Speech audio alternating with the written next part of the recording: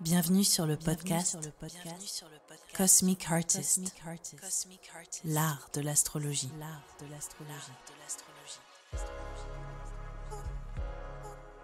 Alors en ce moment, j'ai des grosses prises de conscience sur le rôle qu'un astrologue est censé prendre ou pas dans sa pratique.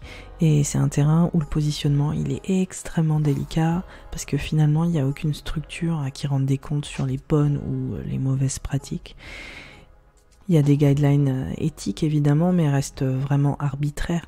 Et il est évident que lorsqu'on a une séance avec un astrologue, il est largement possible d'évoquer des challenges ou des problèmes de santé mentale par exemple. Ça c'est une évidence, mais pourtant il y a très très peu d'astrologues qui ont suivi de cursus leur permettant d'accompagner leurs consultants sur le long cours. Et en fait, au final, en général, on ne va pas avoir un astrologue de manière régulière comme un thérapeute, parce qu'ils ne sont pas thérapeutes, nous ne sommes pas thérapeutes. Après, il y a des astrologues qui ont fait, il y a des astrologues jungiens, il y a des astrologues qui sont liés à la psychologie, mais c'est quand même une extrême minorité. Et l'astrologie, c'est un outil essentiellement pour verbaliser et redéfinir les lignes de nos expériences, pour reprendre en perspective de manière salutaire sur nos accomplissements possibles, mais en aucun cas un astrologue est habilité à guérir les traumas ou les situations psychologiques qui peuvent être lourdes. Et moi, dans mon cas, à chaque fois que je me suis retrouvée face à un consultant qui avait besoin d'aide, sans que ce soit forcément grave, évidemment, mais juste où moi, voilà, je ne peux pas aller plus loin dans mon service de conseil, je l'ai redirigé vers des professionnels parce que je ne pouvais pas répondre à leurs besoins. Mais avec un peu de recul, quand on regarde le milieu entrepreneurial dans les services holistiques et d'accompagnants ésotériques ou peu importe, il peut y avoir une ambivalence sur ce sujet. Parce que le service de transformation, entre guillemets, qui est souvent évoqué, il a ses limites. Et moi-même, dans ma façon d'aborder ma communication sur les réseaux, j'ai pu aussi me laisser gagner par l'hyperbole qui est chronique dans le milieu de l'entrepreneuriat lié au métier intuitif et d'accompagnant, et dans la dimension marketing qui est très importante, on peut rapidement se laisser gagner par une communication qui peut sous-entendre que finalement notre transformation créée par ces métiers de l'intuition et de la créativité peut apporter une forme de libération émotionnelle, de guérison. Et en fait, moi maintenant je réalise que la dynamique entrepreneuriale très poussée, elle sied mal au métier d'accompagnant et d'intuitif, et finalement elle atteint une zone grise qui est très complexe et qui peut être totalement déplacée.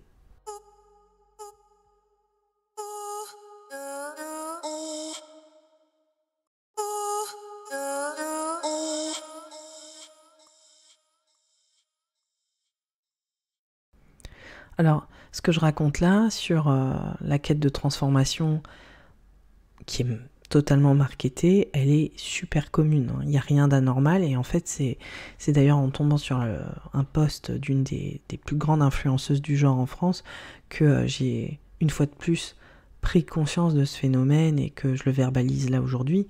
Cette transformation qui est mise en avant, elle est vendue de plein de manières différentes et elle n'est pas inauthentique. C'est juste que les enjeux qui sont exposés, ils ne sont pas uniquement créés par le praticien ou l'influenceur en question, même si c'est induit en fait. On voit que ça sous-entend que le service holistique, le service de tarot, le service d'astrologie, le service de spiritualité, de méditation, de kundalini, voilà, je peux énumérer un million de choses, va nous amener à un endroit de nirvana émotionnel et psychologique sans commune mesure, alors que en réalité voilà, c'est juste pas vraiment possible. Et cette démarche, elle est construite par un marketing qui est vraiment démesuré, qui est total sous contrôle, et souvent l'influenceur, le coach spirituel, se tient aussi en exemple des prises de conscience qu'il cherche à induire chez nous.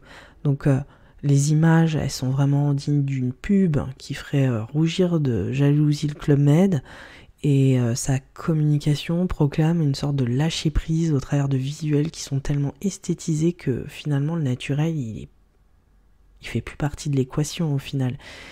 Et quand je vois ça, ça me rappelle d'où je viens quelque part, parce que moi j'ai été formée à l'art dramatique, j'ai été performeuse pendant des années, et je peux vraiment reconnaître ces codes, les codes du milieu que je viens de quitter au final, et c'est normal, c'est pas si anodin, parce que en fait le marketing, c'est l'art de raconter son histoire. Et quand on est une marque, un service, ou qu'on est un individu, un coach, on peut vite tomber dans une sublimation qui nous emmène vraiment, c'est inévitable, dans le domaine de la fiction.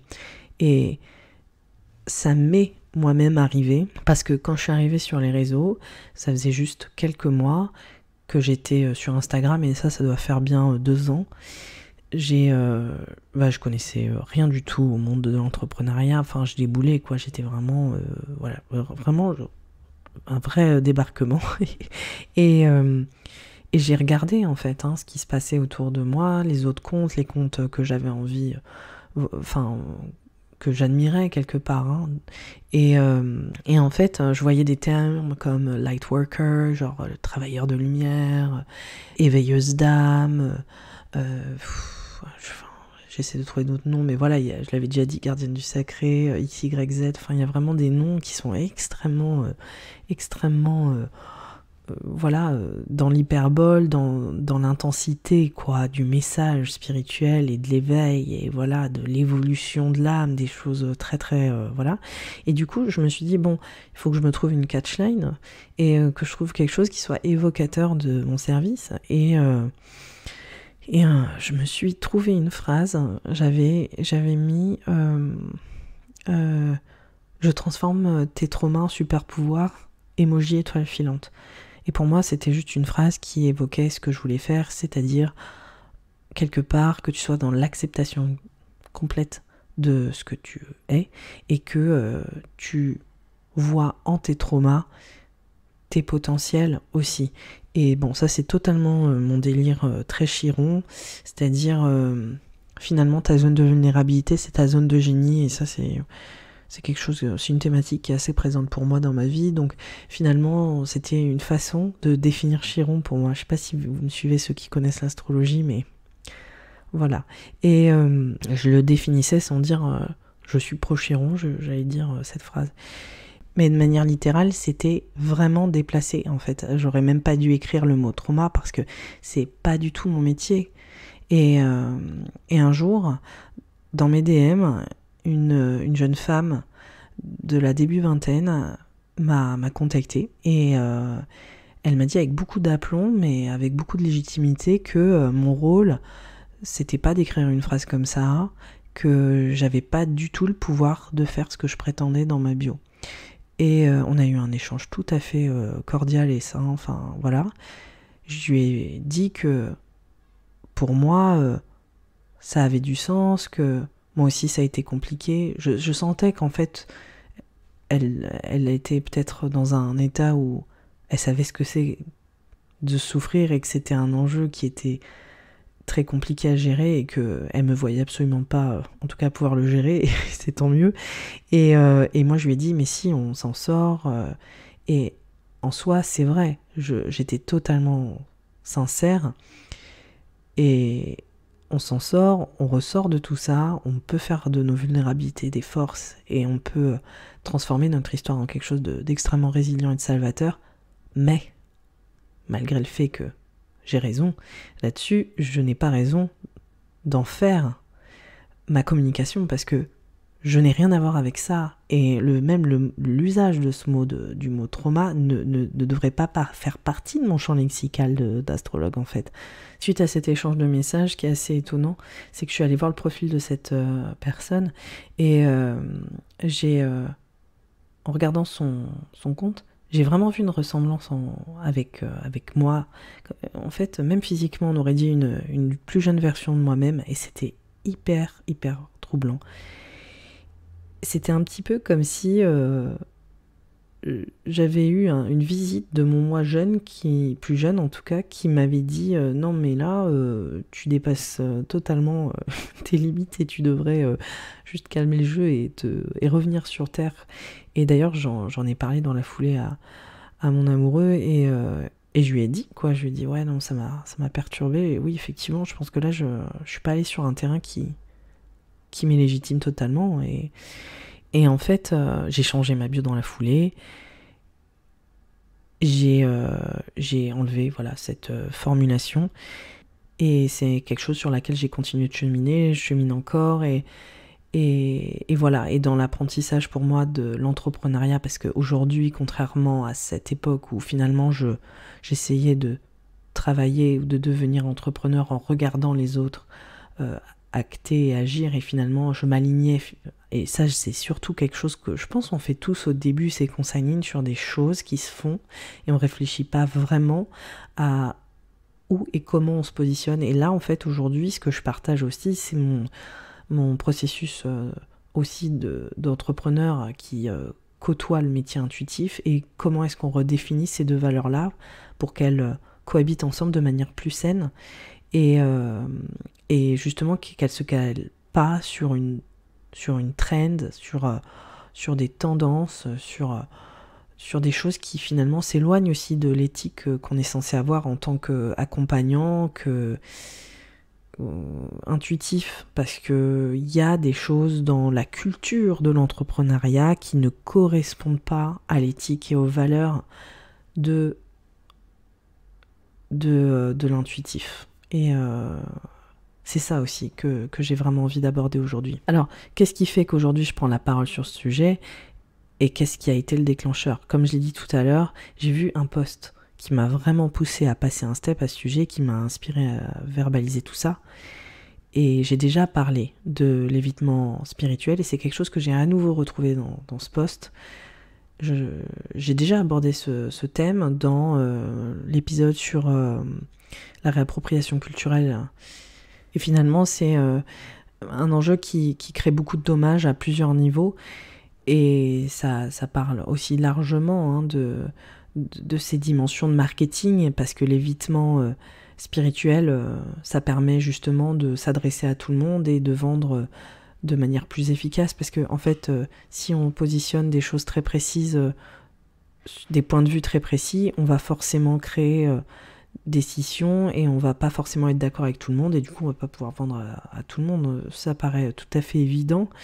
Et en fait, pour redéfinir ce que c'est l'évitement spirituel, c'est en gros de ne pas reconnaître les disparités entre les êtres humains, et de ne pas vraiment évoquer la question de privilège, qui soit de genre, de classe, d'ethnicité ou de toute autre minorité, qui sont forcément silenciés dans le débat, et qui aussi compliquent la tâche des coachs et des accompagnants, parce que on peut pas servir la même chose à tout le monde. Au final, on doit adapter aussi.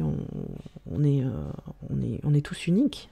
Dans cette quête du développement personnel, cette volonté de balayer tous les facteurs d'oppression systémique, en fait, c'est hyper problématique, parce que ça marque une volonté de vendre une transformation et une capacité de renaissance qui est largement motorisée par l'évitement spirituel.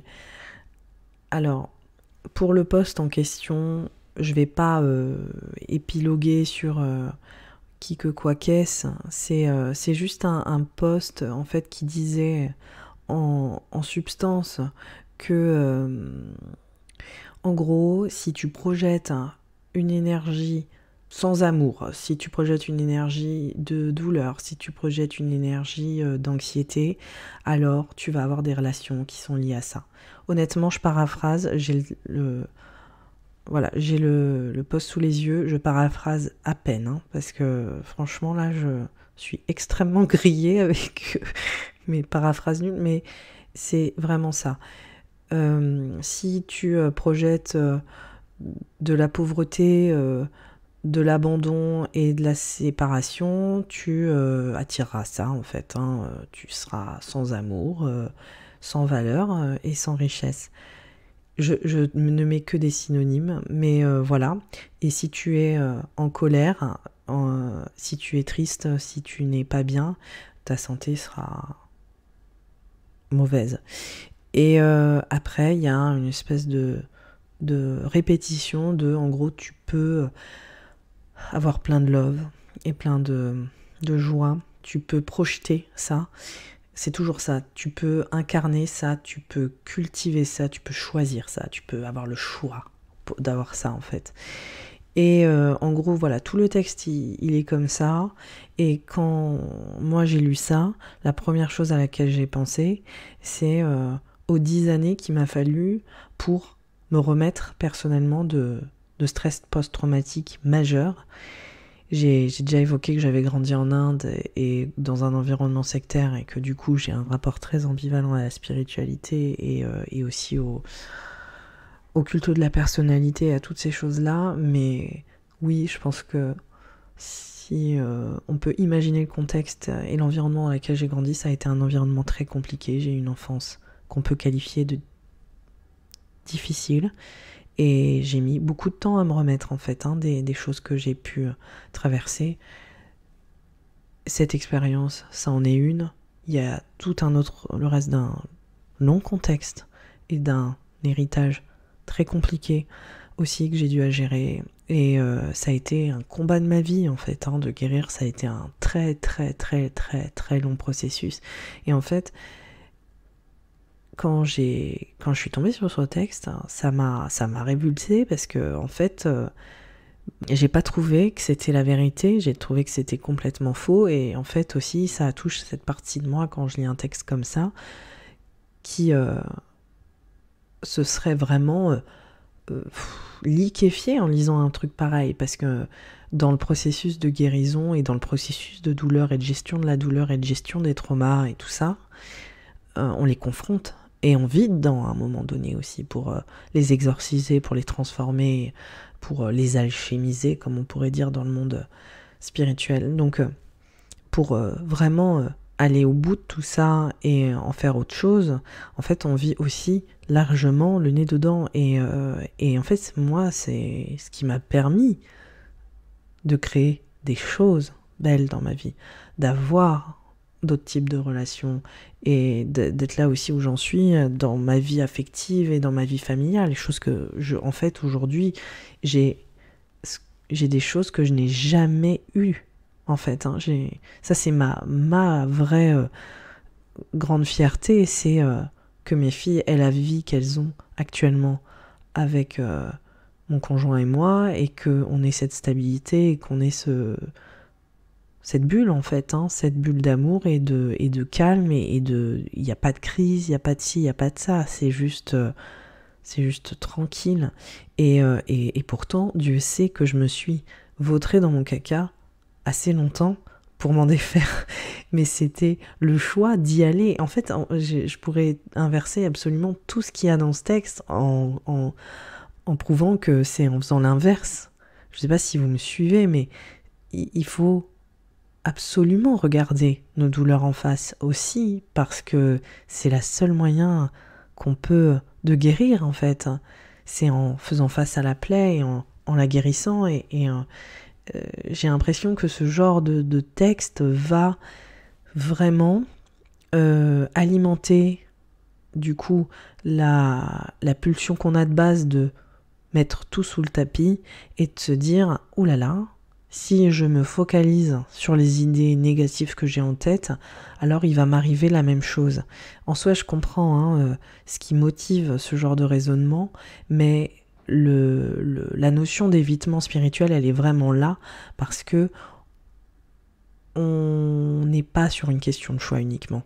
Quand on grandit dans le désamour, quand on grandit dans la violence, quand on grandit dans la discrimination, c'est pas juste des choses qu'on a le choix en fait de mettre hors de notre vie. Enfin, c'est des choses avec lesquelles on compose toute notre vie, et même si en soi aujourd'hui je me considère comme quelqu'un de guéri, je je me considère pas comme quelqu'un qui a tourné le dos, littéralement. Enfin, je veux dire, c'est un peu l'histoire de ma vie, et effectivement, c'est des choses qui motivent aussi ma sensibilité et les choses que j'ai envie de transmettre.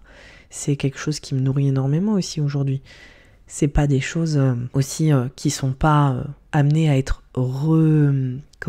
réveillées à nouveau. Je veux dire, c'est des choses qui sont, c'est au niveau de l'astrologie, au niveau de la spiritualité de l'astrologie, c'est des choses qui sont là.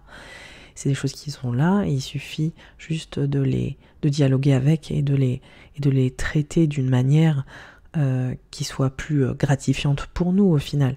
Mais il y a des choses qui sont problématiques pour moi dans ce discours, et si j'avais lu ça au moment où j'avais mes syndromes de stress post-traumatique, où j'avais mes phobies, parce que j'avais des phobies, j'avais des crises d'anxiété, j'avais des choses très paralysantes et très violentes, j'aurais lu ça, c'était exactement les choses que je me disais déjà et qui alimentaient mon anxiété, c'est-à-dire ça culpabilise de manière assez extraordinaire les personnes qui ne sont pas privilégiées, qui n'ont pas le choix, qui ont traversé des choses que, voilà, là, je ne sais pas si c'est pas la majorité, j'en ai aucune idée, parce qu'en fait, pour moi, ce texte, il concerne personne en réalité.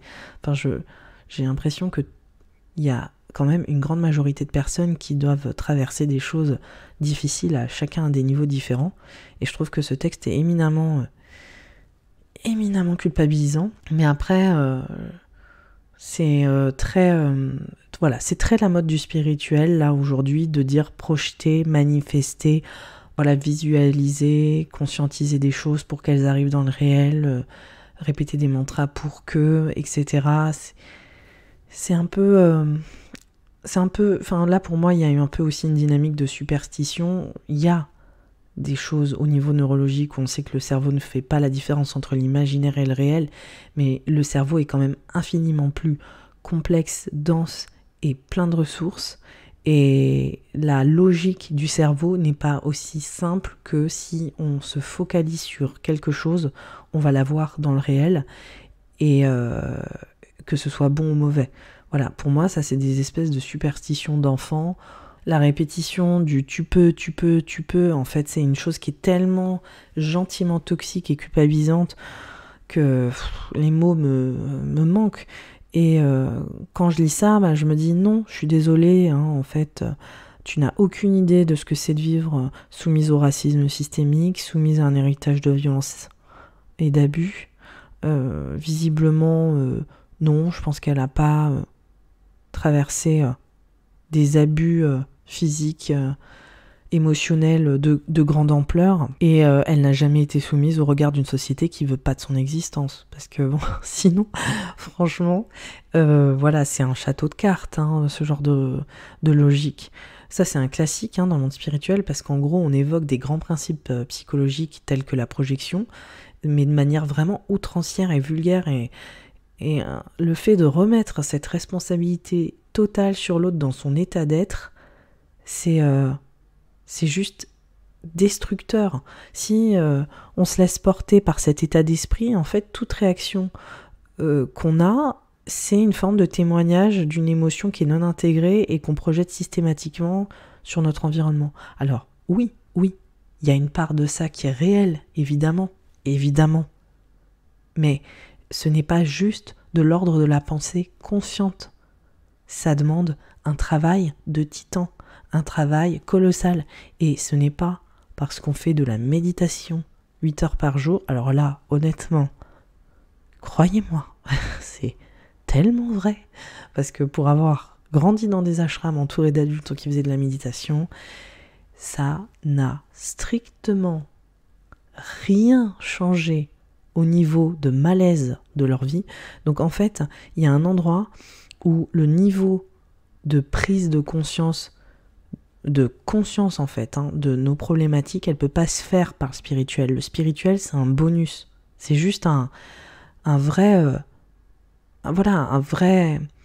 outil qui nous permet d'aller plus loin, plus haut, et d'aller à un autre état d'être au niveau quotidien qui peut nous mettre dans une forme de plénitude, mais ça ne sera jamais le cas si on n'est pas dans une guérison complète et profonde, et ce ne sera jamais les entrepreneurs du monde spirituel ou les praticiens de savoir-faire spirituel, peu importe, qui amèneront cette guérison.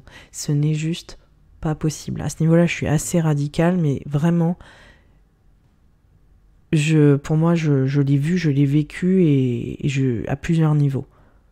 En fait, c'est tout à fait absurde de se dire, ok, le fait de projeter la pauvreté, la pénurie, c'est un choix, comme si ce n'était qu'un choix.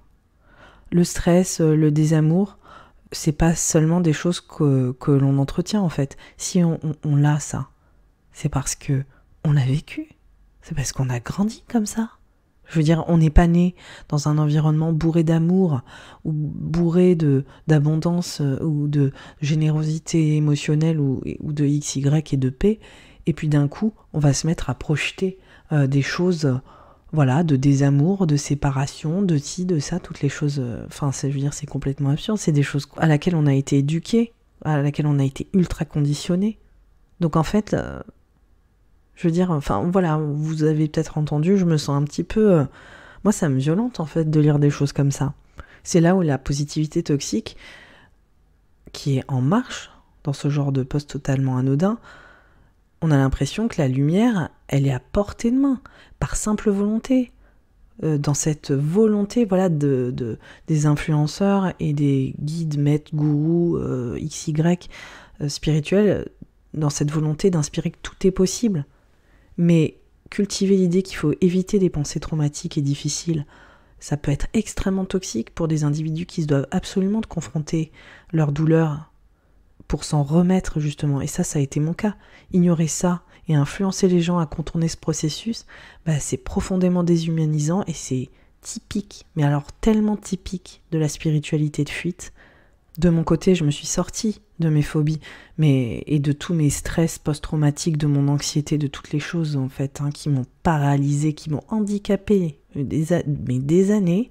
Je m'en suis sortie parce que j'ai eu l'immense privilège d'avoir eu les moyens de le faire, et quand je dis les moyens, je le dis vraiment au sens littéral, parce que j'allais voir ma psy et j'allais la voir toutes les semaines, et c'est un luxe que très peu de personnes peuvent s'accorder, mais c'est un luxe qui m'a sauvé la vie et je pèse mes mots. C'est grâce à ma thérapie que j'ai pu changer mon approche au monde et invoquer aussi autre chose. Mais ça a été tellement, tellement dur et douloureux de démêler toute la souffrance.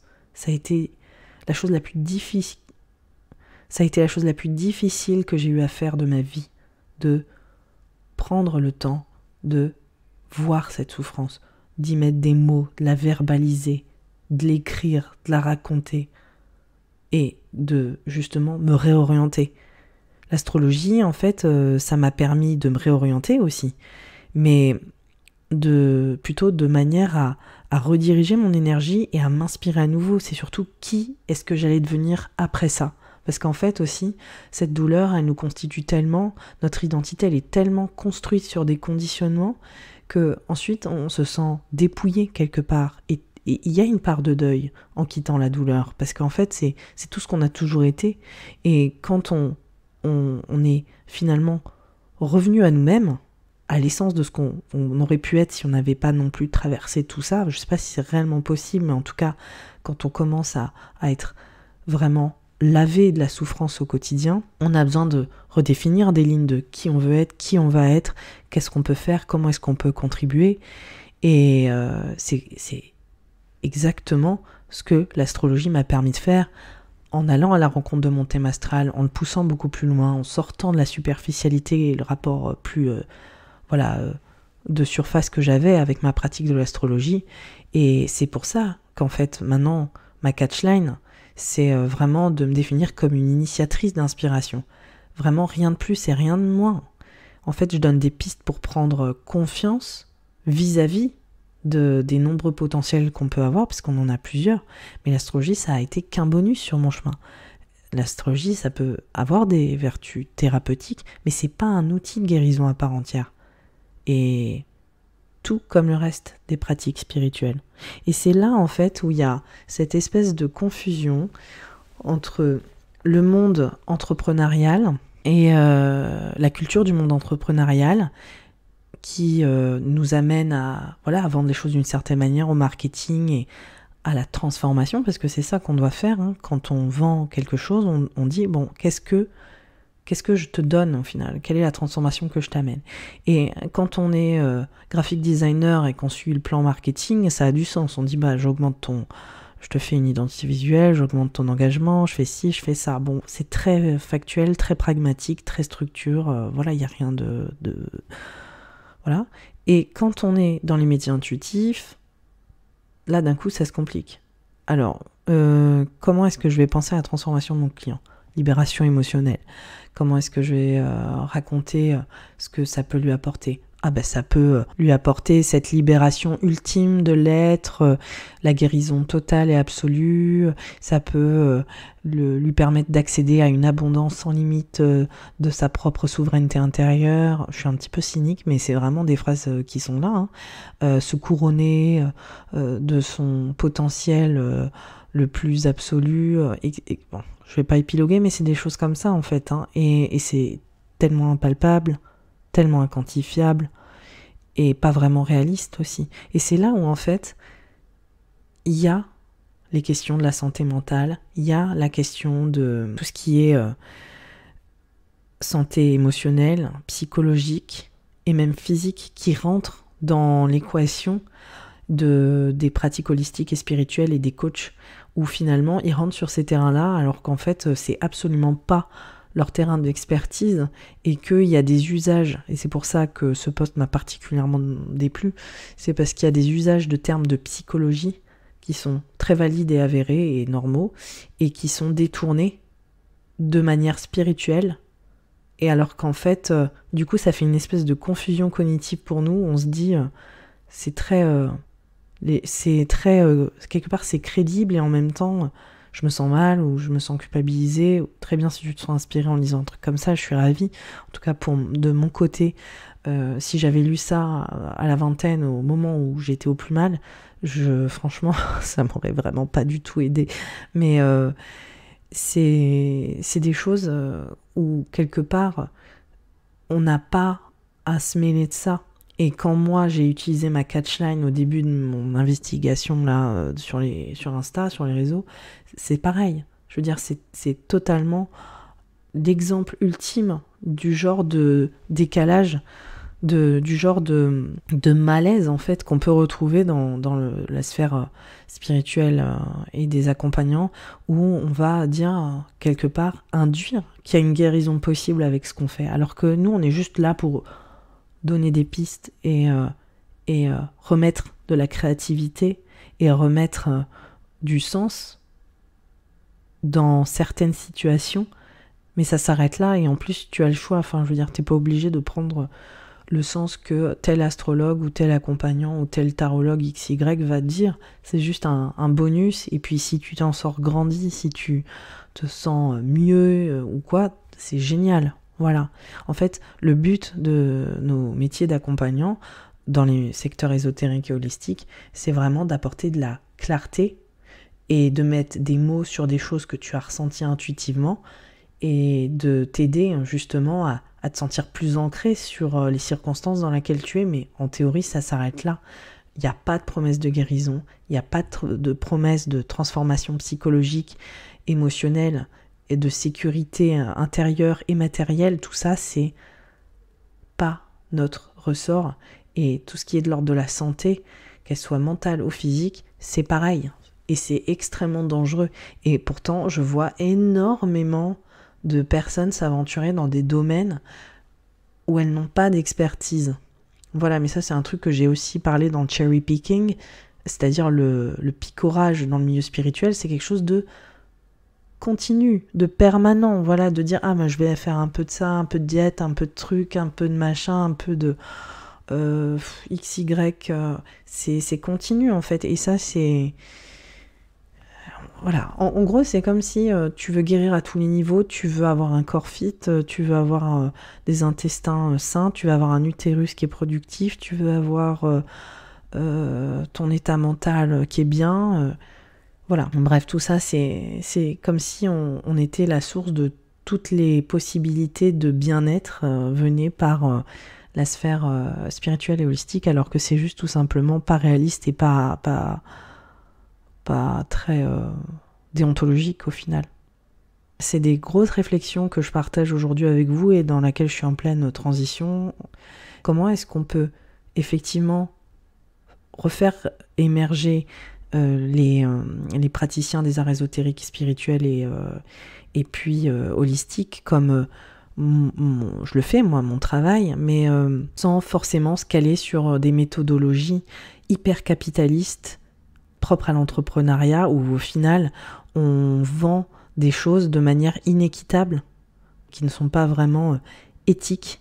Et il y a quelque chose qui dissonne complètement sur des entrepreneurs qui vont vendre des accompagnements de manière excessivement chère, avec des accompagnements sur le long cours sans forcément avoir des caractéristiques, des accréditations pour suivre des gens sur la durée avec leurs problèmes psychologiques, émotionnels ou physiques, et promettre des choses qui finalement ne font pas partie de leur domaine d'expertise.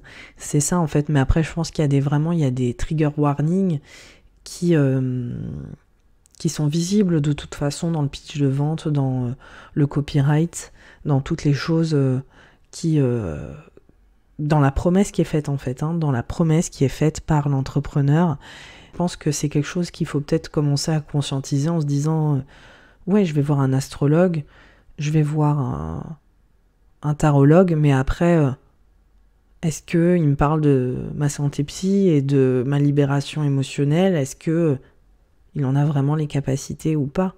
Voilà. Et comme je vous l'ai dit moi-même, j'ai pu utiliser des termes qui étaient très très loin de mon espace en fait d'expertise. Mais en fait non, les mots ont un sens. Bon voilà, en gros je serais vraiment ravie de commencer à en parler avec vous, de voir quelles sont vos idées. Je pense qu'il y a des choses à redéfinir entre la culture du salaire à 6 chiffres tous les mois, du coaching business qui va te permettre de gagner X milliers d'euros, etc. Et comment on peut quelque part réussir à travailler de manière extrêmement honnête, extrêmement éthique et non capitaliste dans nos métiers d'accompagnant holistique et ésotérique, tout en s'y retrouvant, quoi. Et moi, de mon côté, je sais que je suis un coaching spécialement aux États-Unis qui est fait pour les accompagnants holistiques, et je vois dans la méthodologie la façon de réfléchir, elle est vraiment politique, elle est impliquée, sinon j'en ferais pas partie, et elle est consciente aussi en fait de ce qu'on fait et de pas non plus dépasser les limites. Et c'est vrai qu'en France, il n'y a pas encore ce genre de service. Qui sait, peut-être que ce genre de truc qui m'intéresserait vraiment de faire, mais il n'y a pas encore ce genre de service. Et on voit beaucoup d'entrepreneurs ésotériques holistiques suivre des accompagnements type fais 6 chiffres tous les mois, comment faire le big biz, voilà. Je rigole, mais c'est un peu des trucs de cet acabit-là. Et en fait, il y a vraiment un clash entre deux mondes qui se confrontent et qui ne correspondent pas. Qui créent des espèces ensuite de mutations extrêmement bizarres et qui font défaut en fait à nos missions entre guillemets, ou à ce qu'on est réellement capable de faire, et qui ne nous rend vraiment pas service. Bon, écoutez, c'était l'épisode du jour. J'ai ouvert une conversation à nouveau sur une thématique très peu abordée, donc j'attends vos retours. Je suis un peu partie dans tous les sens, j'espère que ça avait du sens. Et en tout cas, je vous dis à bientôt. Le prochain épisode sera sur les nœuds lunaires. Donc voilà, je tiens promesse. Là, j'avais besoin de faire cet épisode avant. Et au moins maintenant je me sens beaucoup plus légère, parce que vraiment ça me tournait dans la tête depuis une bonne semaine, et là c'est terminé. Je vous dis en tout cas à très vite, et bon dimanche et bonne semaine si tu écoutes ça en semaine. Bye bye.